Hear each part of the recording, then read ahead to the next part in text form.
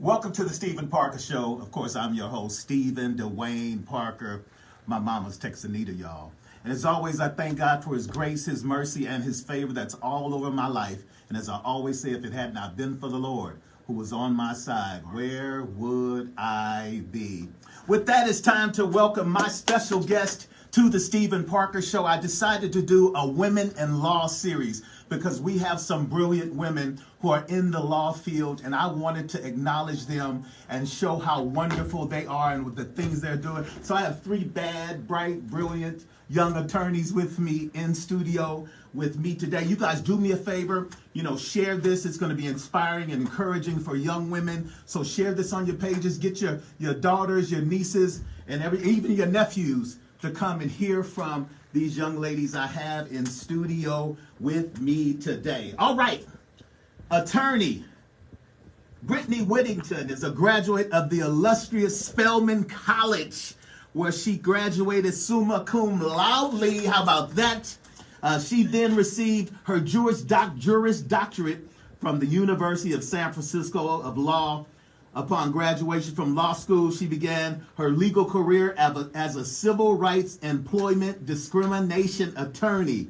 In this capacity, she represented those who could not speak for themselves but needed advocacy due to unfair treatment as it relates to race, gender, and disability in the workplace and beyond. She graduated from Jesse Bethel in Vallejo? In Vallejo, California. She has so many different accomplishments. Her latest and most rewarding accomplishment is a children's book series that will inspire children at their earliest learning level. She is here with us today. Ladies and gentlemen, please welcome Ms. Brittany Whittington. Hello, everyone. So good to be here. It's good to have you. It's good to have you. And I think she represents me, by the way. She's my person. Don't tell all our business. All right, don't tell all our business. Okay. Miss Adrieannette Ciccione knew she wanted to be a lawyer when she was a young child. As time progressed, she realized that much social injustice was the result of socioeconomic and racial inequality. After earning a joint MA in urban planning and Latin American studies, Adrieannette embarked on her legal career. She is now doing municipal law, easy for me to say, municipal law, and is representing public agencies. She is committed to advocacy, equity, and is a pioneer for racial justice as a founding member of the CA Lawyers Association Racial Justice Committee. Ladies and gentlemen, I'm so happy to have Adrieannette Ciccione. Thank you so much for having me. I'm so happy to be here, and I have to put it on the record that my comments here are on behalf of myself and not on behalf of the public entity that I represent. I like it. They're hers, nobody else's. I like it. Welcome. Thank you for being here. I got some pretty guests, y'all. My mother always said, if you want something done right, go get a woman to do it. That's right. How about that? Yes. That's right. Say it again. And she said, if you be in a room with people smarter than you. Yes. And I did that. Joanna Nieves is the owner of the Nieves Law Firm in Oakland, California, where they take the criminal out of the criminal defense. Mm-hmm. The Nieves Law Firm has been recognized by Incorporated 5000 as one of the fastest growing private companies in the United States, right. And their work has been cited in legal decisions supporting relief for individuals with past criminal convictions. Joanna not only runs an award-winning firm, but she has been named as the Rising Star Super Lawyer for the past 8 years. She serves as Vice President of the Board of Directors for the Alameda County Bar Association and holds the critical role of being a mom of 3 under the age of 3, delivering excellence in all areas while flawlessly and wearing heels. It's none other than attorney Joanna Nieves. Hello, I am here and I'm wearing heels. I love it. Again, I think that, women in professional world, period, needs to be, acknowledged, but especially in law. I think law is a field that, personally, I think, women need to be, acknowledged. And so that's why I invited you guys here. So thank you for being here. So the first thing I want to know, how did you, Brittany, end up in law? I mean, were you a little kid watching Law and Order, or did your parents and uncles, were they all in law? How did you end up in the field of law? Yeah. So actually, when I was about 4 or 5 years old, so very early on, Nice. I was an advocate. So I always communicated. I would advocate for myself and others because I was like, you're going to hear what I have to say. And so my grandmother, she said, you're going to be a lawyer one day. And so at that time, I really didn't understand it. I really didn't know what that meant. But at about 6th grade, I started to really look into it, and I realized, a lawyer is someone who advocates, who helps someone through their communication, through their words. And I said, yeah, that's exactly what I want to do. And so I embarked on that journey. I set out to do things that I knew would help me, and it also inspired my book. So I wrote a book about a little girl who wants to be a lawyer. And the premise of it is basically my life, which is we all have something in us that we already know can help us be great in some way. Wow. And so once you tap into that thing, it'll help you go far. And so I had the skills and tools to be a lawyer, and that's my story. Right. And so you knew exactly not where exactly you had to go, but you know what you had to do because you knew what you wanted to be at an early age. Exactly. And it really helps your trajectory because it made me make decisions in one way versus another. It helped me stay streamlined, and it helped me say, okay, is this going to impact my future? And so let me make the right choice. I love it. I love it. And you did. Miss Adrieannette, how did you end up in this business of law? That's a wonderful question. So growing up, I noticed that when I would spend time with my father's family who are Caucasian, I would be in the stores with my grandpa, my grandma, my dad. I was treated a different way than when I was with my mother. And so my mom is African American, and so growing up with a consciousness of why is my mom treated a certain way versus whenever I'm with my dad's family, why are we treated a certain way, I started noticing inequity in racism. I learned what it was at a very young age, and so I said, oh no, I'm going to do something about that, and I'm going to help people who look like me be more be more level on the playing field. Yeah. And so I also learned at a young age that lawyers were not broke, or did not be broke. And so growing up, with a single mom, I knew that watching my mom, put herself through school, working, like I knew that I wanted to be in an industry where I wouldn't have to struggle as much as my mom did. My mom is now a retired educator, but just thinking about that, like how can I help the world? How can I help people that look like me, right? And then how can I help myself financially? And so whenever I was in high school, I went to a program at UC Santa Cruz, and I saw a black female attorney. And I said, oh, she can do it. And I also saw a black female attorney in an Essence magazine article, and I said, oh, they look like me. They're doing this. I can do it too. Wow. Well, and ain't it great, y'all, that little girls can look at y'all and say, ooh, and know that they can do exactly what you guys have done. Isn't that inspiring for a younger generation? That so is. And it's so important. Yeah, it is. Miss Joanna. Same question. Yeah, same question. So, how'd you end up here? It is very interesting. I actually did not want to be a lawyer. I always thought I was going to go, my undergraduate degrees are in finance and multinational business. So I was like, I'm going to go work on Wall Street. I'm going to be fashionable and dress in fancy suits. I'm going to buy all the designer things. That was like, my story to myself. And then I had 2 sorority sisters who were studying for the LSAT, and I was like, well, let me take it too. Let me see what happens. Wow. So I just took it.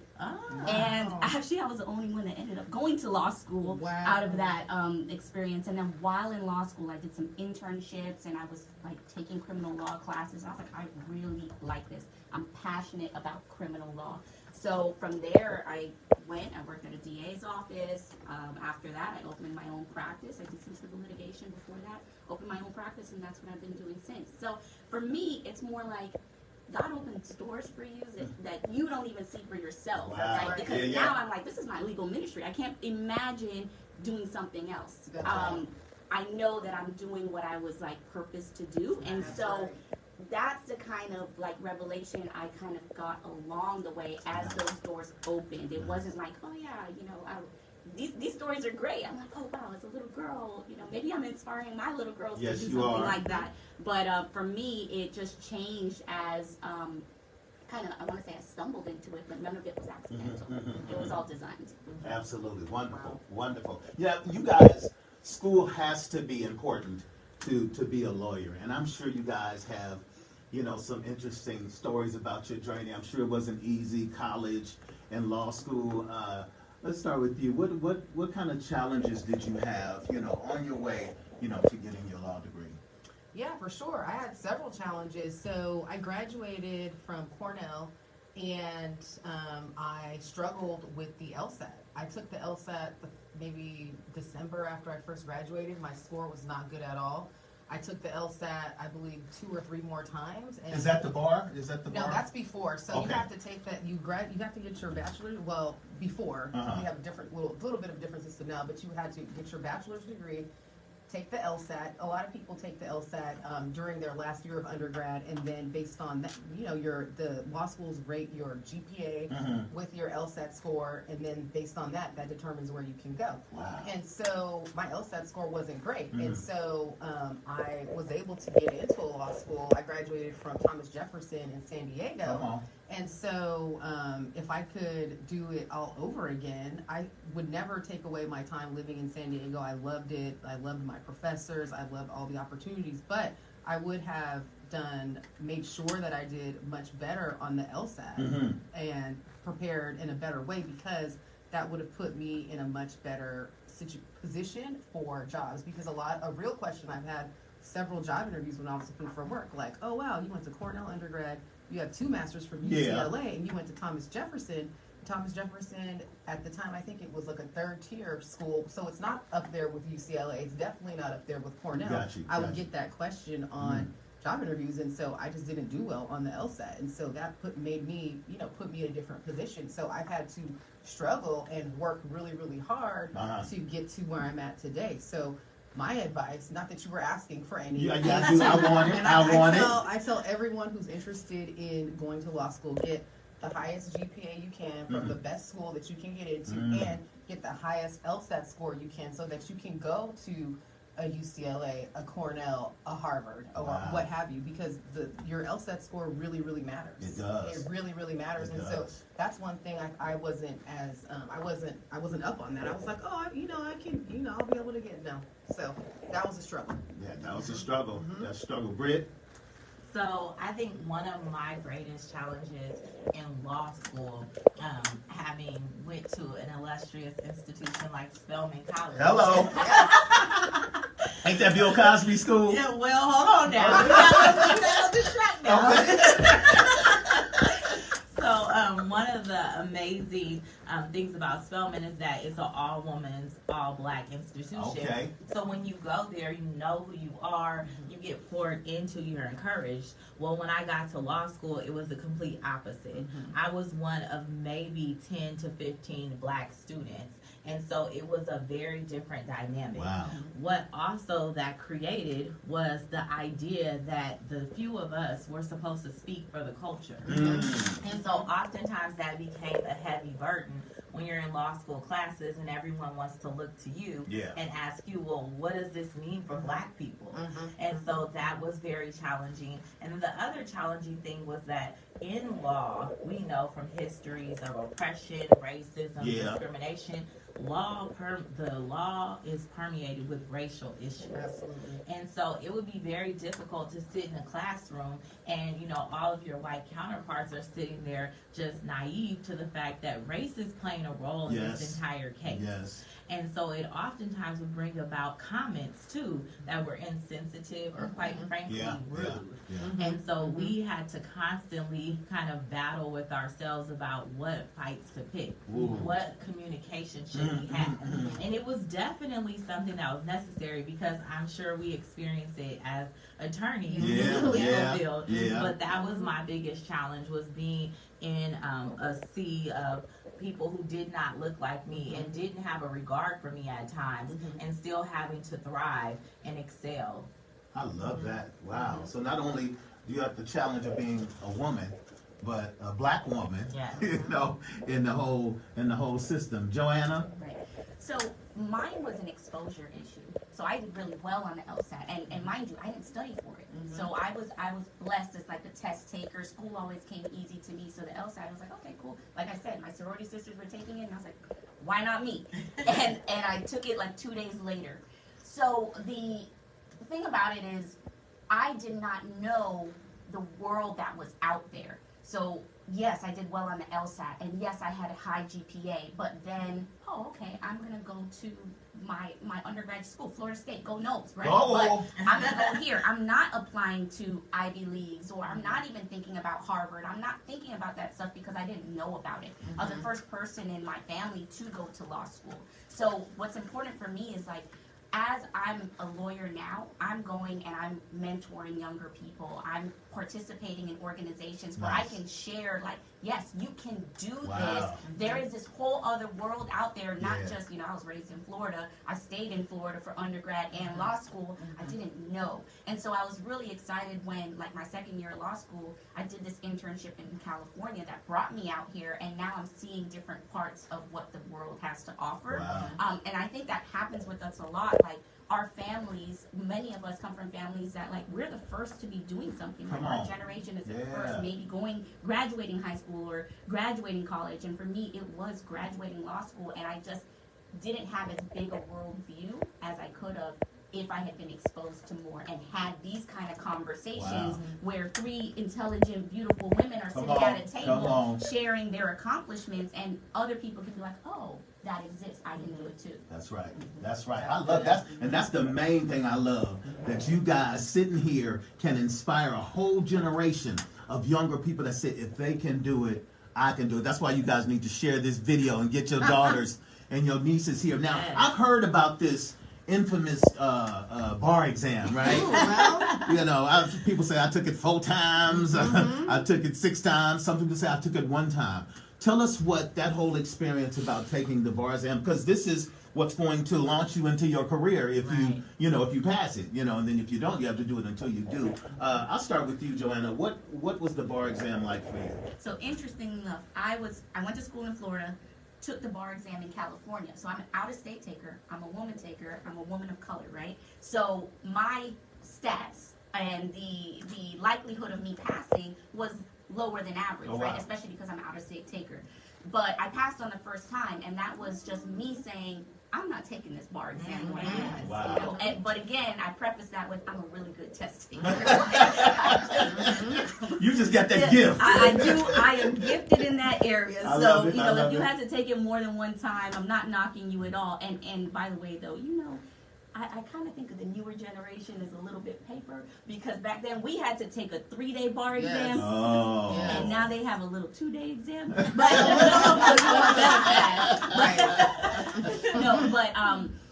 It was really about, that was the first period since I was 15. That was the first period in my life where I decided I'm not working. I'm making bar study my full-time job. Oh, wow. So I signed up for a Barbary course, and I just, all day long, I went to class in the day, and in the evening I was studying. I basically locked myself in a room for 3 months straight, and I was like, I'm Jeez. going to pass this test. Jeez. And I did. So. And you did. 3 months you had to study for this? Yeah, so basically you finish school around June, and then you take the bar, you finish school in May, right. and then you take the bar at the end of July. Yep. So it's about 2 months of study time, and then you don't get your results until November. So you're sitting around. You sit around. Sitting Biting waiting. down. Yeah. Well, actually, the worst part about bar results is it comes out the week before Thanksgiving. Oh, God. Yes. So if you don't pass, Thanksgiving ain't going to be that, Right, that ain't gonna be fun. that- Don't talk to me. I'm not coming. Yeah. Was it intense for you? So it was, but like Joanna, I was like, I'm only doing this one time. And so what was very important for me is to communicate that. So I got my village together, and I was like, look, this is what we're going to do. Like, I'm going to take this. I'm taking this test one time. So I buckled down. I studied every single day except for Sundays. I went to church because I Come was on. going to keep the Come Lord on, in this, Jesus. okay? Yeah. God is on my side. Amen. And then I also spend time with my family so they could pour back into me, because Nice. that's really important. Yes. And so then I would come back and study again. So I really took it very seriously. I took it on the first time, passed it. It was definitely my bar exam. When I sat down and read the test, I just said, thank you, God. Wow. And I knew I passed after I took it. Wow. And it was really because of preparation. Wow. Like, I did everything I could because I said, I only want to take this one time. Wow. Yeah, but I don't get that. I don't get that. Now, you done studied, you done went to college, you done went to law school, and then if you don't pass the first time you done, what you gonna do? Right. You got all this experience or knowledge about law. What would you do if you didn't pass it? What else would you do? You have to retake it. And I had to retake it. So I studied for it, buckled down, and we actually began our courses like the last semester of law school. So started studying for it at that time, and I went into the bar exam feeling very prepared. And so whenever I did not pass, it was Thanksgiving weekend, and I had to be the maid of honor of my cousin's wedding in Virginia. And I was like, Lord Jesus, okay, so I can't make this about me. I have to go there and get it together for my cousin, right? So I boo-hooed, went to the wedding, stayed there, it was fine. And then I came back and I got my results, and I was just in disbelief. I said, how did I fail this exam? So if you pass the test, you don't know what you get. You just know you get a passing score. Oh, okay. If you fail it, then you know. They'll tell you. Right. So I failed it by about 12 points. And so I was so mad because for me, if I fail, I want to fail dramatically, not like barely. Just right? getting real close. So whenever I got the results, I was like, okay, I'm not doing this again at all. Like, I shouldn't be doing this now, right? So I had to buckle down, and it's just 14 hours a day studying. Like, I would go to church on Sunday and then go back to the library because I couldn't do it because, as Joanna mentioned with the stats, like, if you keep taking it, like, the likelihood of you passing it after gets lower and lower and lower, Really? right? So I know people who have had to take the test 6 times and still have not passed it, and so there's mind block comes on, right? And so that's why being a spiritual person, praying, and like having the Lord on your side is so important when you're going through, because it's really like trial and fiery furnace, like literally. And so I took the test the first time in San Diego. I took the test the second time in Oakland, and so it was a 3-day test. So I remember you have morning, then you have a break, then you have the afternoon. And I went on a break in the afternoon, and I saw this woman who was like freaking out, crying, losing it. I said, oh Jesus, I have to get away from the energy because I can't have that pour into my spirit. So like, and then when I left the test, I said, you know, I was very confident the first time, didn't pass, and I didn't feel as confident the second time, but I passed it by the grace of God. Come on now. Can I just say though? Can I just say that as an employer, I do not ask people how many times they took the bar exam. You don't? No, I'm just like, did you pass? Right? Like, as long as they have a license and then their experience kind of supports the work that I need them to do, I don't care how many times that they took it. So that's just one of those things. Like, sometimes people make a big deal about like how many times did you pass on the first time. Well, if you took it more than once, it takes a lot to go back after you fail something and say like, you know what, I'm gonna put my all into it and continue speaking life into something that you could feel is dead. Yeah. How long do you have to wait if you don't pass to retake? So the exam is offered the end of July and then in February. And so then the February results come out, I believe it's the end of May, right? And then the July results come out the weekend, the Friday before Thanksgiving. I love it. So, I love it. And all y'all passed evidently. Praise God. Praise God. Amen. Praise the Lord. Praise God. I feel like Charlie with his angels. His attorney angels here. Now you hear in almost every field of professionalism, you hear about sexism, you hear about racism, you hear about classism and all of that. And I'm sure you ladies, as brilliant, beautiful black women walking into a courtroom, you know, and there's somebody sitting across from you who may not be, you know, your sex or your color, you know, how did you deal with those kind of things? And do you have a lot of experience with seeing, you know, those kind of issues in the courtroom and in the field of law, Joanna? Oh yeah, absolutely. You wouldn't believe how many times I've been told I couldn't pass there's an actual bar. If you guys have been in the court, well, you guys have. But if anybody's ever been in a courtroom, there's the audience seating. There's a bar that you can pass, and then that's for attorneys and only. There have been plenty of times where a bailiff has not let me pass without showing my business card and proving. And I'm like, is it because I'm I'm young appearing, but that I'm a woman or I'm a woman of color. Which one is it? Wow. Like today, Yeah. I've been stopped from entering the courtroom, and I mean I show up dressed to the nines. Yeah. And it's like you would mistake me as somebody that can't enter. Why is that? I've had a client standing next to me, and because it was a man, a black man, but because he was a man and I'm a woman, he looked like he was the lawyer, and I must have been. They addressed him as the attorney. So those kind of things, they don't stop. Like no matter how much of a presence you have, how big my firm how is, accomplished you are, awards, no matter what, it's continuous, and then people kind of underestimate what you're capable of doing. It is a predominantly white male dominant. Well, I am in criminal defense. Okay. But I think that's across the board. No matter what kind of law you're practicing, just being an attorney in general is a white male dominated field. And you have to, I kind of eat that up as like motivation. I'm like, go ahead, underestimate me. You would have really, again, people have been like, oh, this is a slam dunk case. What are you doing? And then I'm like, all right. That's what you can assume that, and then I wipe the floor with you because we win. I think it's just like not allowing that to diminish the confidence that you have in yourself, because like you've done it. You've graduated high school, you graduated college, you graduated law school, you passed the bar, right? Like now here you are. Like how many times have you done it before? And you know why? Like they say, if you did it before, you'll do it again. That's right. So I'm not gonna allow somebody else's negative energy to bring me down. Nice. And then you'll see it even as like, I have what's considered like a bigger size firm. I'm not a solo practitioner. I don't have like a small team. I've got a bigger firm. Nice. And the reason we are there and we're winning all of these fastest growing firm awards is because of that kind of mindset. Wow. Believing that I can do it. But with that comes people being like, well, why her? Right. What kind of magic sauce does she have? Well, you know what? I do have magic sauce. That's I embrace it. So I think that's the thing. Like, no matter how accomplished you are, though, that stuff is going to happen, but just kind of soaking it up and being like, you know what? It's par for the course. I'm just going to conquer it anyway. That's right. Adrieannette, what kind of this question brings about this experience I had. So the Bay Area is generally considered to be very liberal, right? So I had one of my first mandatory settlement conferences in San Francisco. At this time, I was working for a firm in Walnut Creek, so I had to go to San Francisco to this location, and it was my first time at this location, and it's a location where you have settlement conferences, various things, right? So I go and I'm looking for the restroom, right? So and it's early because I don't like to be super late.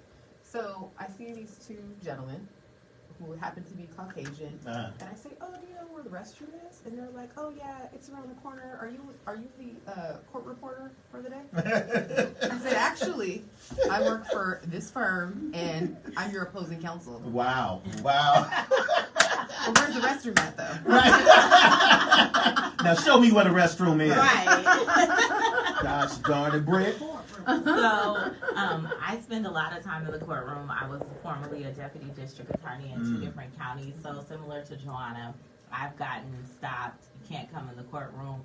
One moment, it was really strange. I was walking in with my white counterparts. I had on a suit. I stayed, Come on. And so they said, you have to wait outside. And so one thing that I appreciated in that moment, and it's taken time to get there, is I challenged that. I said, can you explain to me why I have to wait outside? And then she kind of looked, the bailiff, and she was like, well, I said, well, tell me more. Like, why do I have to wait outside? And then she said, oh, are you an attorney? And I said, yes. And then she said, oh, okay, well, you can come in. I said, no, but I need you to follow this up. Wow. I want to know what about me was different than my colleagues that I'm walking in with. And she could not say anything. Wow. But those moments are important because I feel like we're here to dispel these notions in this, that we can't be on the other side of the bar. Come on. That's right. We have to get people to take that moment to really think, because it's so easy to do, and oftentimes it's done very flippantly and nobody challenges that. So I've had that experience a lot. I've also had the experience of, someone making or paralleling me to the defendant or the victim in a case. So I had a case where there were two young African American women. We probably were the same age because at the end of the day, I am pretty young. But they had been fighting for years, like 5 years. There was fist fights. There was a car somebody ran into. Anyways, it culminated into one of the girls slicing the other girl's neck. Jeez. So at this point, the district attorney's office finally gets involved. And so I end up with the case. So the judge is upset. He's like, this is nothing more than the Hatfields and the McCoys. Like, this is just a mess. And he said, and you're choosing sides. And so I said, hold on. What makes me be a side chooser? Like, I'm doing my job. Right. And I asked him, I said, if my white counterpart was sitting here, would you have made that comment? And I think that we have to continue to challenge these notions so that they can stop. But like Joanna said, it just fuels me. It gives me the motivation that I need. It lets me know that, like, this is why we're here. And then the other huge thing that I think in every area is important is you need your circle. Yeah. So I have people I tap into, and they will re-encourage me. My husband is good. I'm like, I took an L today. He's like, that wasn't an L. What did you learn from it? Or like one of my other friends, I like that. she's a tougher one. She says, so quick. Don't be a lawyer. Hold on. Take your ball and go home. Wait a second.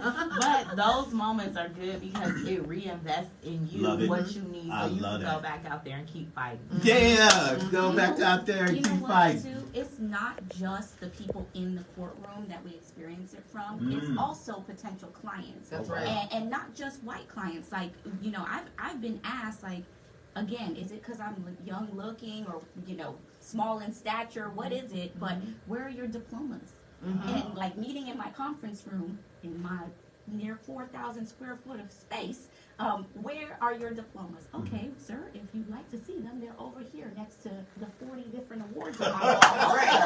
But, you know, it's just like, even potential clients ask that. I've had somebody ask me, oh, do you work for your dad? Because the name on the wall must be my dad's name, not mine, you know? So also dispelling it within the community that, yes, we can be doing great things. And yes, a woman can be doing this. Yes, a woman of color can be doing this. Come on. Just like not walking in expecting the same old thing, like That's some right. 6 foot tall white man in a That's suit. right. That's right. A woman could do it, huh? Yeah. Who runs the world? Now I have to think that a person who is a lawyer has to have a belief in the justice system. And all of you from the black, the brown community, I'm sure you've seen a sister, a cousin, a brother, someone you know who is black who was mistreated and the scales of justice weren't as balanced as they were. How do you guys deal with that? How do you encourage yourself to when you know that justice is not always fair for everybody and you represent people and you want justice to serve, you know, your clients well? How do you guys deal with, Brittany, possibly not getting a fair shake even though you've presented the best case you had, you know, and everything, and it didn't work out? How do you feel about the justice system? So I think one thing that I was afforded the opportunity to do was be a deputy district attorney. And the reason why is because the district attorney's office essentially makes charging decisions and also decisions about whether or not you get a certain offer or the trajectory of the case. And so during my time as a deputy district attorney, I was able to do a lot of good, I felt like. I was very objective in terms of the realities of the system. You can see from the contact from the police all the way up into a jury trial where race plays a role. And so I was able to take that into consideration as an African American woman. Wow. Whereas my white counterparts may not have been able to do that. And so it allowed me to educate, to offer information, and to also give credence to certain things that were at play. And oftentimes it would warm my heart because defendants would come to me and say, you think I should take this deal? And I'm like, I'm not your attorney. Right.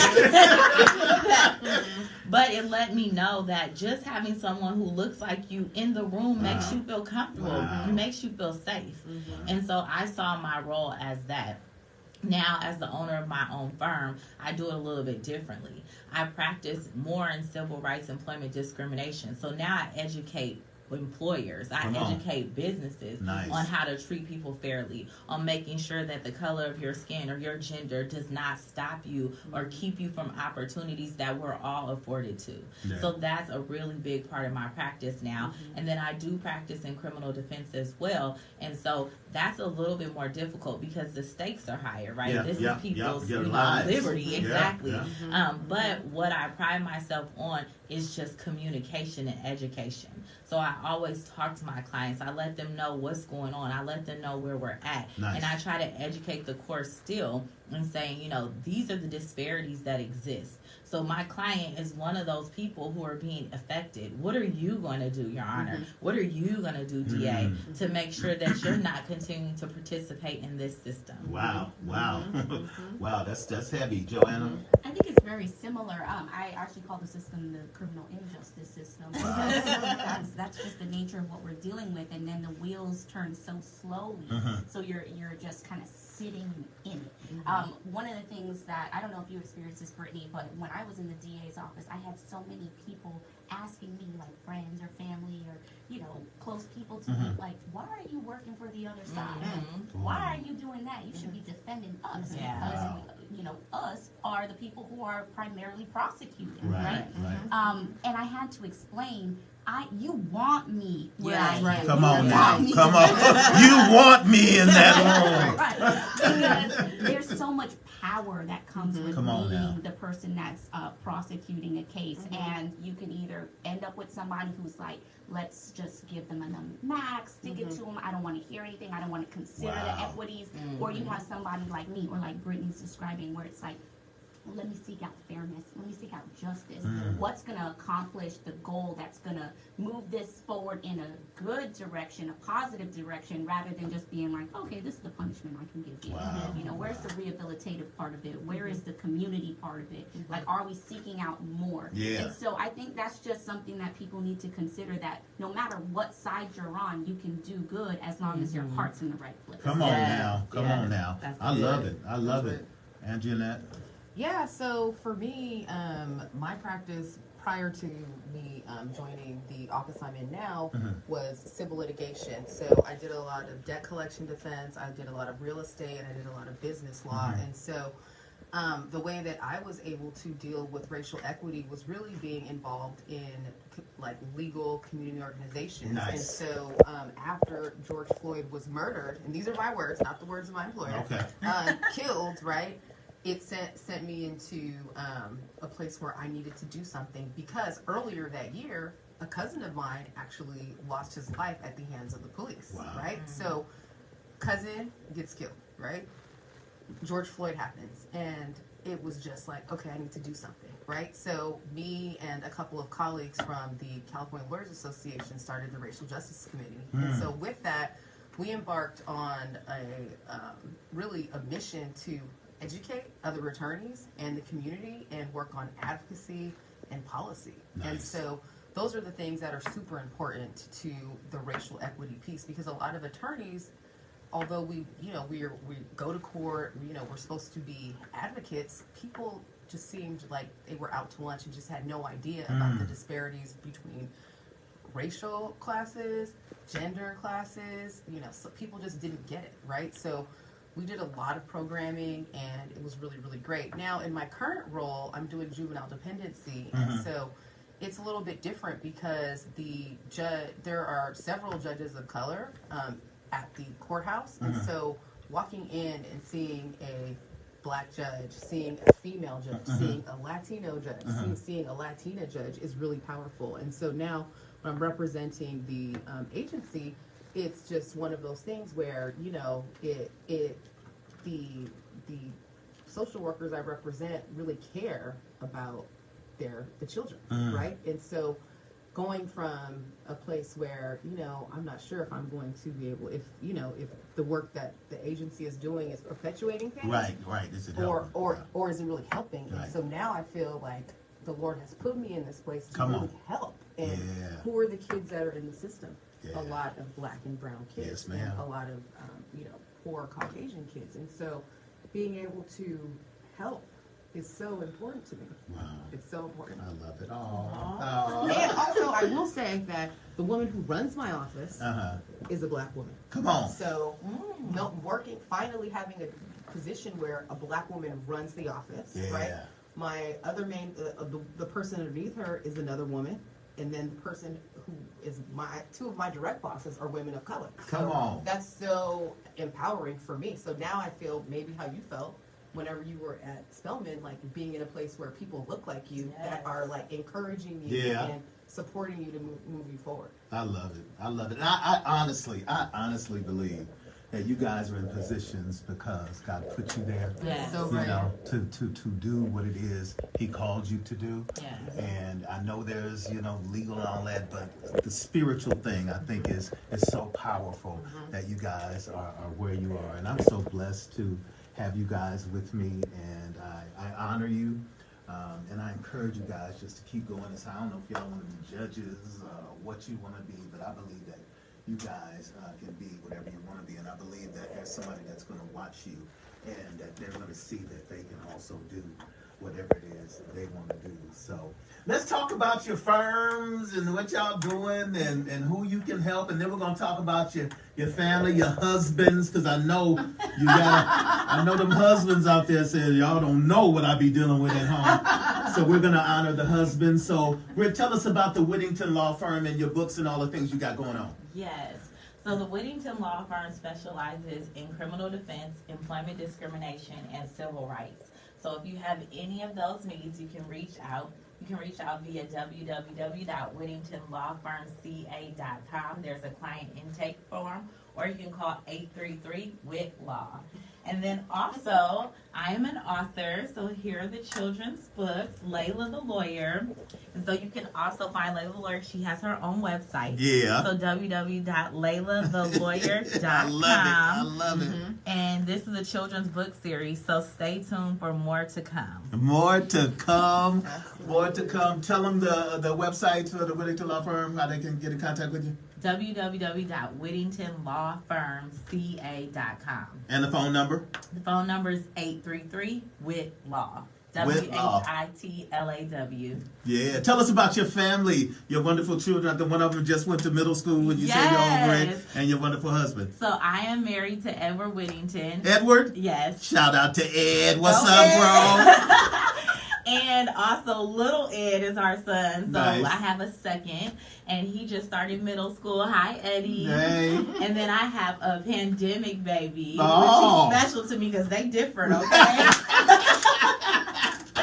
And he is 2 years old. His name is Elijah. Hey. So I have a lot of fun. I'm a boy mom. I don't know what God has in store for me, but I am a boy mom currently. And so I spend a lot of time on the basketball court. My son is embarking on a football journey, Nice. so pray for me on that. But like, we just have a lot of fun. Boys have a different level of energy. Yes. And then I call myself the Uber because I'm just always traveling around. But I thank God for these opportunities because Yes. owning my own firm has given me a lot of flexibility. I love it. So I'm very present in my kids' lives, and I enjoy being a mother. All right. I love that. I love that. And I know that you couldn't be doing what you're doing without a strong support system at home. Ed be holding it down Yes. when you got to be in court.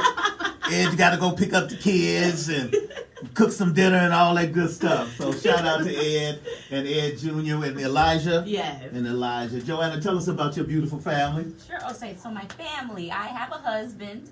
He's at home right now. With Justin. Yes. He's at home with our 3 little girls. Like we said, 3 under 3. So I just had another one about 6 weeks ago. Come on. Victory, Honor, and Haven. Hey. And they are so sweet, so intelligent. And I never thought I was going to be a mom, but here I am. We went from 0 to 100 See, real quick. real fast. God dog. Y'all. Jesus. Yes. And so, family business, BMW of Fairfield, Yeah. and the new Volkswagen dealership in Fairfield as well. So Justin is busy with that, but he is also supporting me and supporting the girls while I'm busy with helping the Nieves Law Firm grow. So the Nieves Law Firm is the criminal defense firm in Oakland, California. Nice. Where we take the criminal out of criminal defense. Our mission is to restore the reputations of people who've been accused of crimes and help them plan for a better future. Come on. And we've been doing that for several years. Like we're really passionate about fighting hard and making change. And so, like we mentioned, have been published in like legal decisions. We are trying to make an impact, whether it's like through policy or new law. Like we've got to do something to make our communities better and just like squash these disparities. So that's what we're targeted in. Criminal defense, restraining orders, and post-conviction relief. You can find us at www.thenieveslawfirm.com, and you can call us at 510-879-7549. She needs a commercial on TV. She needs a commercial on TV. Tell them how to spell it, because Sure. Okay. So the Nieves, Nieves lawfirm.com. I've been practicing that all morning. Nieves.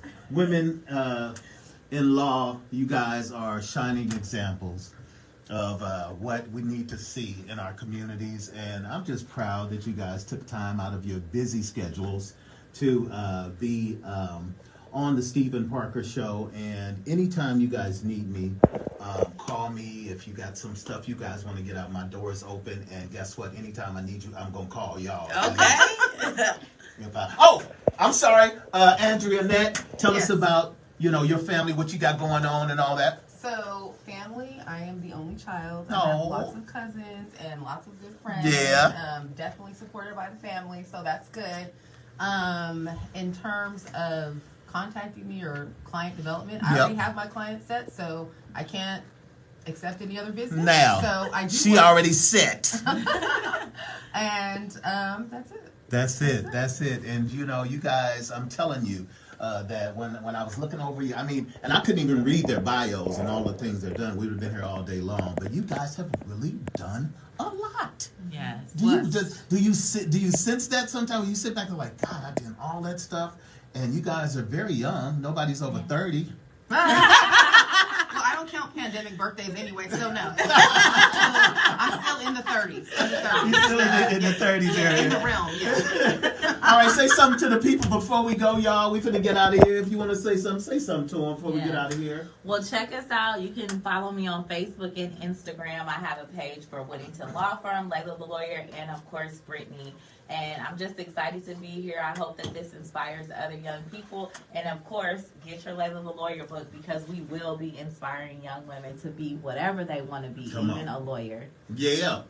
Adrieannette? Thank you so much for having me. I'm so happy to be on this journey, and I really feel blessed. So, thank you so much. You got it. Thanks, guys, for having me. Like, follow, and subscribe. We have a great YouTube channel where we put out all types of information that just helps us. The more you know, the more you're empowered. And so, knowledge is power. Subscribe to our channel. You can find everything is under Nieves Law Firm. So, Twitter, YouTube, Facebook, Instagram. We have it all. And check us out. Thank you.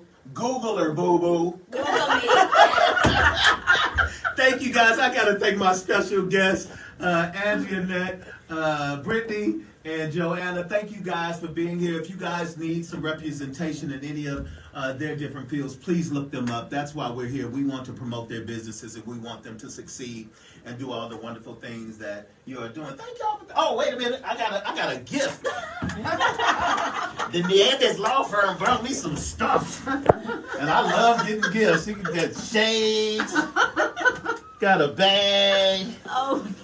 Got the water bottle. Yes. The Nieves Law Firm has to keep you right. Gotta keep me right. Yes. Brittany Whittington. Hey. Guess what? Brittany brings you the check. Oh. Hello. Brittany brings the checks. She does. Thank you guys for tuning in. Please share this wonderful video. Thank you guys for always supporting me. And I'll see you guys next time. Guess what? I'm out of here.